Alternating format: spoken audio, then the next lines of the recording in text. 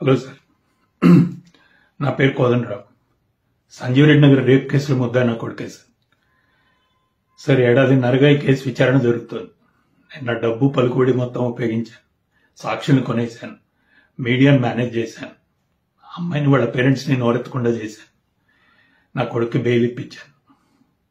పోయిన వారం వాడు బెయిల్ మీద ఇంటికి తిరిగి వచ్చాడు సార్. ఫ్రెండ్స్తో కలిసి బీర్ పార్టీకి అని బయటకు వెళ్ళాడు. నేను చాలా రోజుల తర్వాత హాయిగా ఇంట్లో నిద్రపోయాను. అర్ధరాత్రి ఇంటికి తిరిగి వచ్చాక నన్ను లేపి గట్టిగా కావలించుకొని అన్నాడు సార్, డాడ్, నీ సపోర్ట్ ఇలా ఉంటే ఎన్ని రేప్స్ అయినా చేసి తప్పించుకోగలను అని. నాకు అర్థం కాలేదు సార్. ఏం నువ్వు మాట్లాడుతోంది?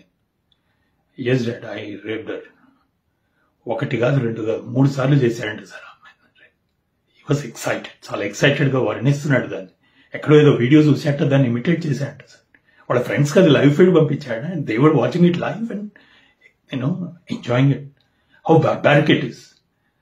నాకు ఏం చేయాలో అర్థం కాలేదు. కళ్ళు బయలు గమ్మినాయి. మీకు ఎలా అయినా సరే ఇది చెప్పాలి. అందుకే నా లాయర్ని కూడా కన్సల్ట్ చేయకుండా మీకు వీడియో రికార్డ్ చేసి డైరెక్ట్గా పంపిస్తున్నాను సార్. ఇప్పుడు చెప్తున్నాను, నా కొడుకు రేపిస్ట్. వాడు అమ్మాయిని రేప్ చేశాడు. ప్లీజ్ వాడిని కఠినంగా శిక్షించండి సార్.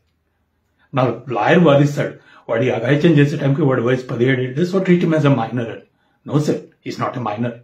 వాడికి ఫస్ట్ సెక్షువల్ ఎక్స్పీరియన్స్ 2 ఏళ్ల క్రితం అయింది సార్. He was 16 then. వాడు మైనర్ ఏంటి?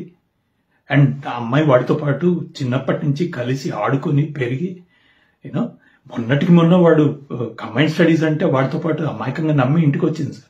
అట్లాంటి అమ్మాయి మీద అత్యాచారం చేసినాడు వాడు మైనర్ ఏంటి సార్? అయినా రేప్ అనే థాట్ మైండ్లో వచ్చినవాడు అసలు మైనర్ ఎలా అవుతాడు sir? He has to be treated as a fucking major. That's it sir. So వాడిని నిర్భయ కేసులో లాగా వాడిని ఉరిదీస్తారు, లేదా దిశ కేసులో లాగా ఎన్కౌంటర్ చేసి పారేస్తారు. సౌదీ అరేబియాలో రాళ్లు పెట్టి కొడతారంట సార్. అలా కొడతారు, మీ ఇష్టం సార్. ప్లస్ కఠినంగా శిక్షించండి. మీరు వేసే శిక్ష వాడికి ఆఖరి అవకాశం కావాలి వాడు మారటానికి. Please sir. నా భార్య గీత, నా భగవద్గీత, తన రచయిత్రి సార్. వాడికి మాధవ్ అనే పేరు పెడతానంటే వద్దు, వాడు దేవుడు అవనవసరం లేదు, మనిషి అయితే చాలు అని వాడికి మానవ్ అని పేరు పెట్టింది సార్. తనకి 3 ఏళ్ల వయసు ఉన్నప్పుడు తనకి క్యాన్సర్ డయాగ్నోస్ అయింది.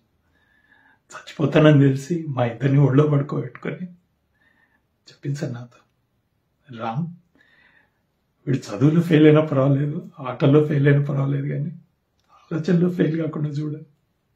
నేను మాట ఇచ్చాను సార్ తనకి.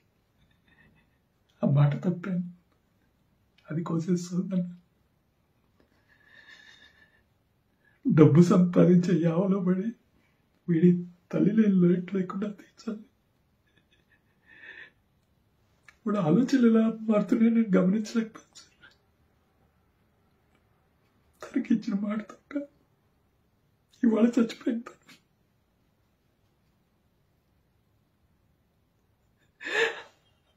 ఆ అమ్మాయి మీద వాడు చేసిన అత్యాచారంలో సగం బాధ్యత నాది సార్.